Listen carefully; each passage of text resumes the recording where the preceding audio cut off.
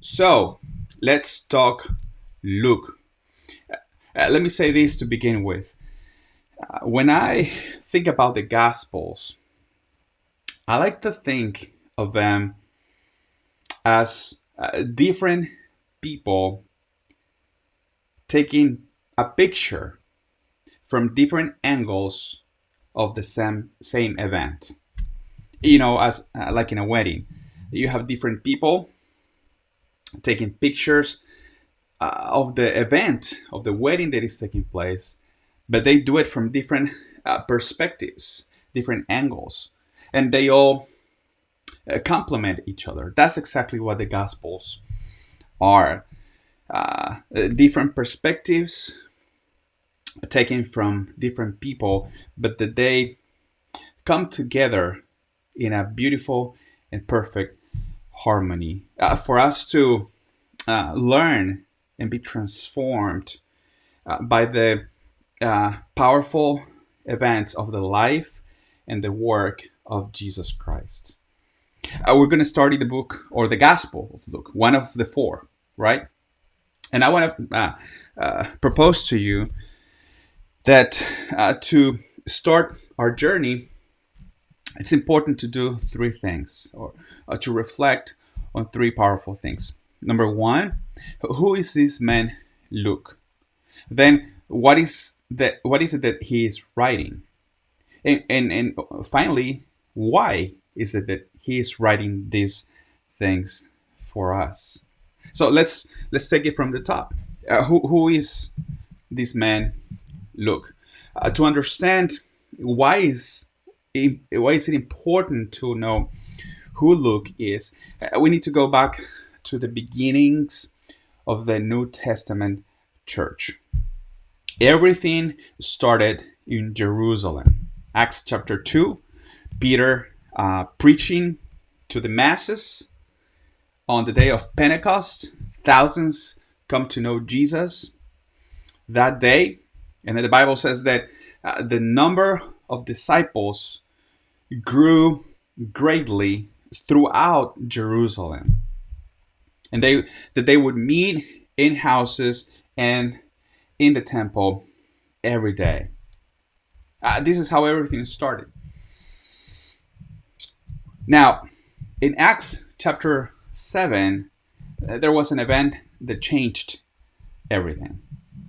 The killing of one of the greatest leaders that have ever existed, Stephen. You know the story. He's preaching the gospel. He was one of the deacons in the church of Jerusalem. And the crowd gets really upset because his teachings, they stoned him to death. And actually, the Bible says that Paul, before his encounter with Jesus, before converting and giving his life to Jesus, he was witnessing that atrocity. But the powerful thing here is that right after the killing of Stephen, Bible says that a great persecution arose against the church in Jerusalem, and the church were or the believers were scattered around the region. Many of them, Acts chapter 11 tells us, made it to a city called Antioch, about 800 miles north from Jerusalem. They were preaching the gospel in Antioch, and there was a revolution of disciples in the city of Antioch. Among the new believers in the city of Antioch, there was a man named Luke. Luke was one of those believers that heard the gospel for the first time there in his hometown of Antioch. At the same time, all this revolution of disciples, that is actually what we want to see here in Annapolis, right? And beyond.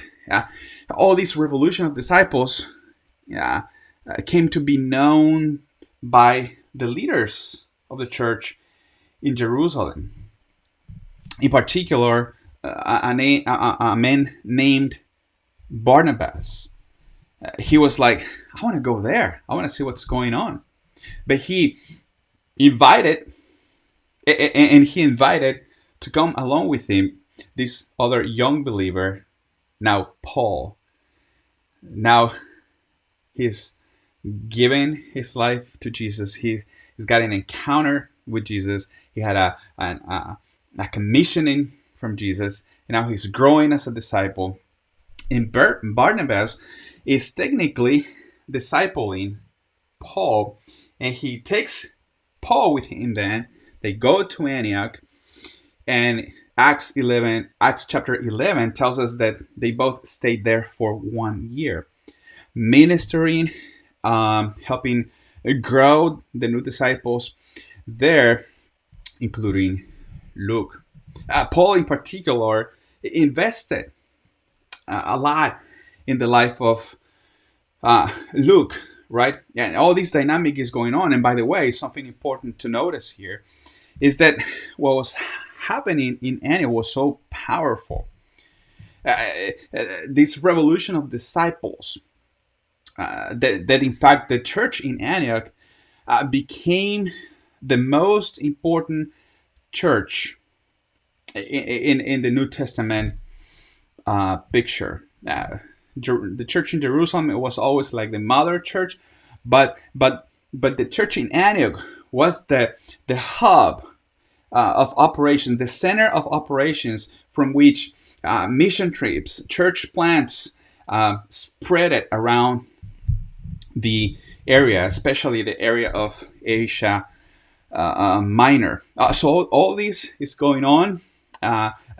Paul is gearing up then to go on his missionary trips, missionary journeys. And on his second one, he basically did exactly what Barnabas did with Paul, with right. Barnabas invited Paul to go to Antioch. Now Paul is inviting Timothy and Luke and others to go with him on his missionary trips to go and plant other churches around the region. We know this because if you read the book of Acts, the first 15 chapters, which the book of Acts was actually written by Luke, and if you read the first 15 chapters, you'll notice that Luke talks in third person, like narrating events that other people were doing. He uses words like, or phrases like, they were here and there, they did this and that. But in chapter 16 of the book of Acts, he changes and he starts talking in first person. He starts saying, we were here and there, we did this and that. And it's because then in chapter 16 is when Paul goes on to his second missionary trip. And then is when Luke joins Paul and in his journeys. And he goes along with him. They're preaching the word, they're preaching the gospel.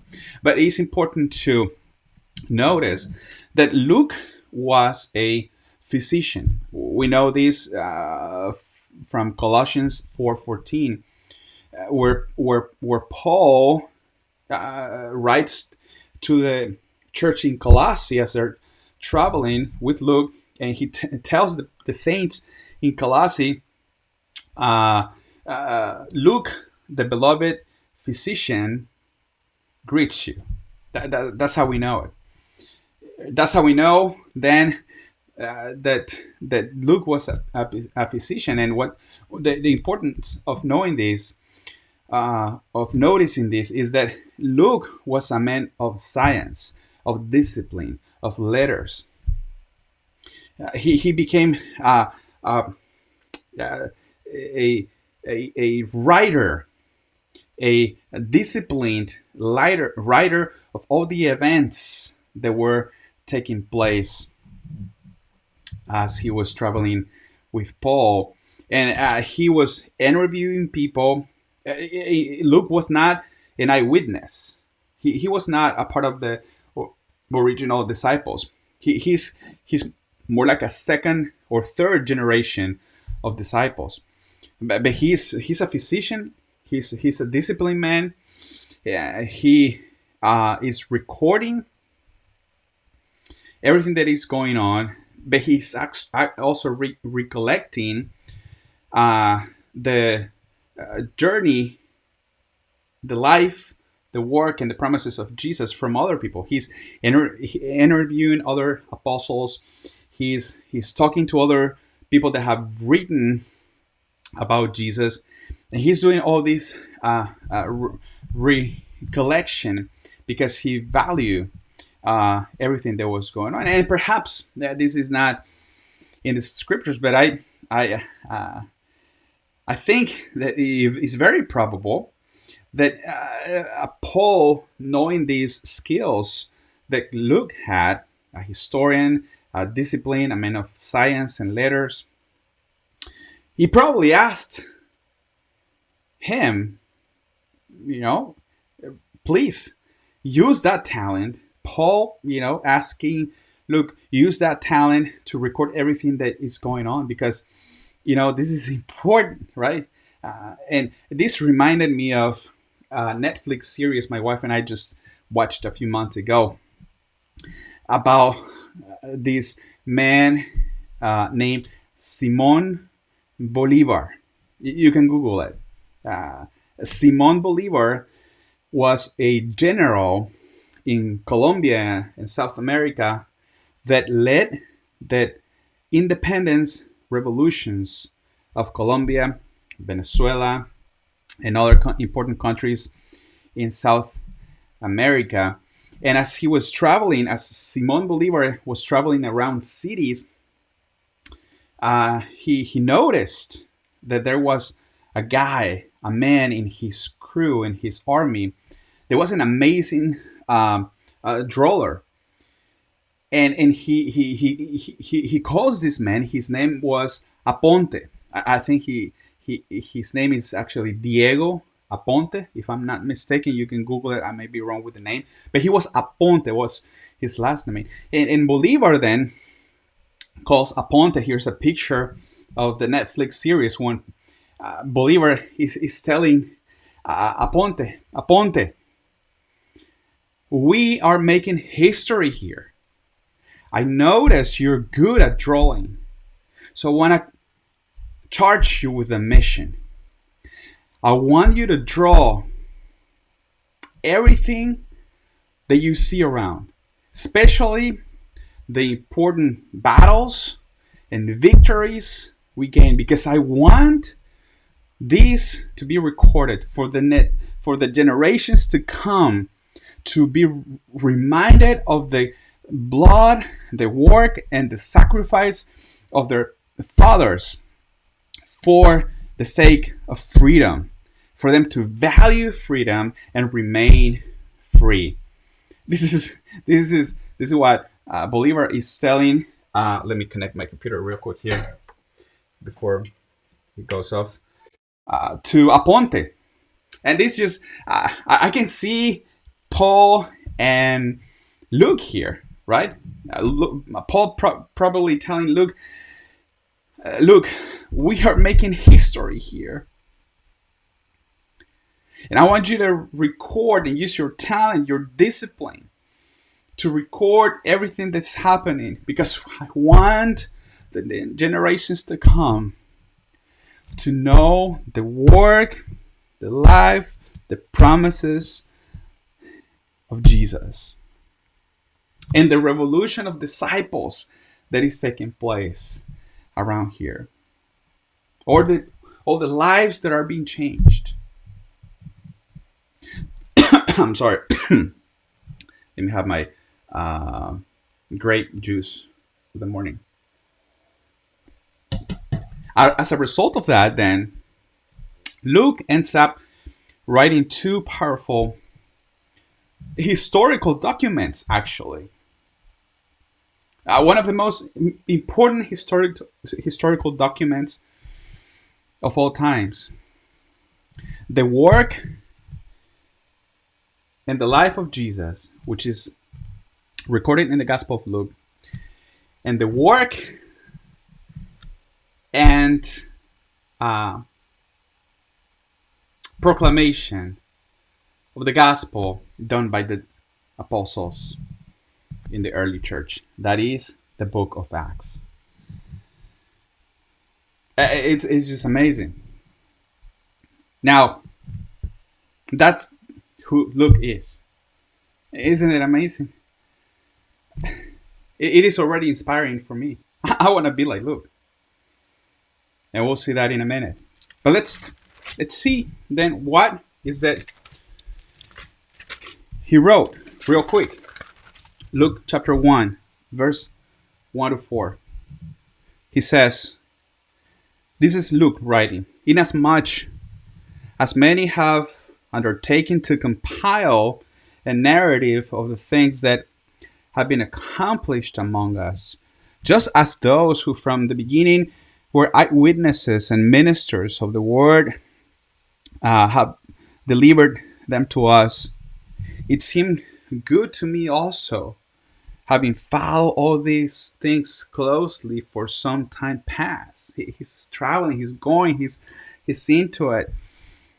To write an orderly account for you, most excellent Theophilus, that you may have certainty concerning the things you have been taught.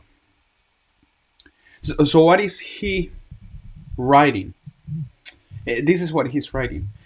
He's writing an orderly account of the things we have been taught about Jesus. You know how it is? This word orderly is important because in those days there were so many things being written about Jesus. Everybody was writing about Jesus. Everybody was talking about Jesus. Everybody was sharing with their family, with their friends, with everybody about Jesus. Because Jesus was real. You know how it is? It's like today. If that would be happening today, everybody would be posting on Facebook, on Twitter, on Instagram, all the things that are happening. You know, I can imagine like a blind guy, right? You know, posting on Facebook, "Hey, guys, I heard about this man Jesus that is making miracles down in the plaza, and I went through the crowd and made it before him, and he asked me, 'What do you want me to do for you?' And I said, 'Give my sight back,' and he did it for me, and he forgave my sins. He told me he was the Son of God." Guys, I believe it, and I want the world to know Jesus is real and Jesus is here. You know, posts like that everywhere on Facebook, everywhere, emails, all over the news, right? In fact, there's another Netflix series that is about that. It's called Messiah. You can check it out. It's about what would happen if the Messiah would come. And they show how it's all over the news and everything is convulsionated and writings here and there, emails here and there, people talking, sharing with everybody. And what Luke then did was to collect all this information and his own personal experience of both the interviews. He says, you know, he basically was interviewing eyewitnesses and ministers, or taking that material into account, his own experience and all these other writings, and he put all that in order. You see it? In order. At first, he says, to help this man he calls most excellent Theophilus. To write, he's like, Theophilus, you need to know these things. That was his first intention. his original intention. By the way, uh, there's a fun fact here. Most theologians agree that Luke wasn't a slave, and his slave owner or his master was Theophilus. That's why that's why Luke is calling Theophilus most excellent Theophilus. This phrase most excellent was used only to refer to those people in prominent positions. So apparently Theophilus was a powerful man. He was the master of Luke because back in the day, rich, prominent, powerful people used to own their own physicians. Of course, these physicians had a different status than the rest of the slaves, but and apparently Luke had a very close relationship with his master, and his concern, his worry, his about his master, because his master, most likely from Antioch, also most likely a new believer, also. Uh, he's growing in his faith. His faith. Luke wants Theophilus to know these things in the first place because he loves him. He's concerned. He's worried. He's want him to help him. To know these things. Why? And here's the powerful thing. Verse 4: that you may have certainty of the things you have been taught about Jesus. Luke is writing these words, this material, first and foremost to help Theophilus to have certainty about Jesus. The word certainty is powerful. The word certainty has to do with assuredness, a conviction about something based on evidences. Certainty has to do with self-assurance, certitude, authoritativeness, irrefutability. In other words, Luke is putting into his work so much time, so much effort, so much energy to put together this orderly account to help Theophilus to grow in his faith. And little did Luke know that this powerful material was actually going to go beyond helping one person to do that. You and I are going to be helped, inspired. You and I are going to grow in our certainty about Jesus as we go through the material, the writings of Luke. But he put all this effort that impacted not only one person, but hundreds, thousands of millions throughout the generations after Theophilus to be certain about Jesus. The application question that I want to leave you with here is this: how much time and effort are we putting into helping others grow in their faith? Just like Luke did.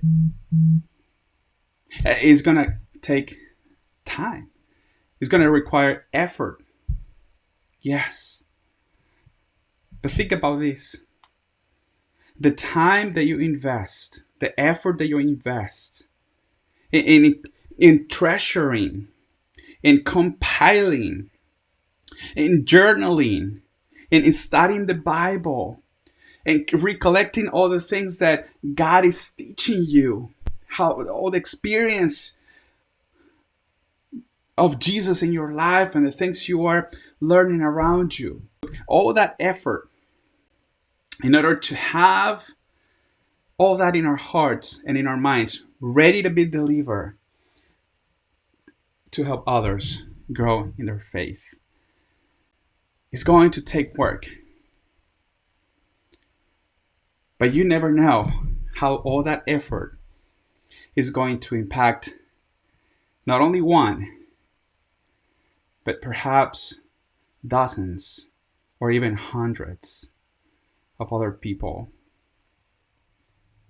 Set a time aside every day at the time of your convenience.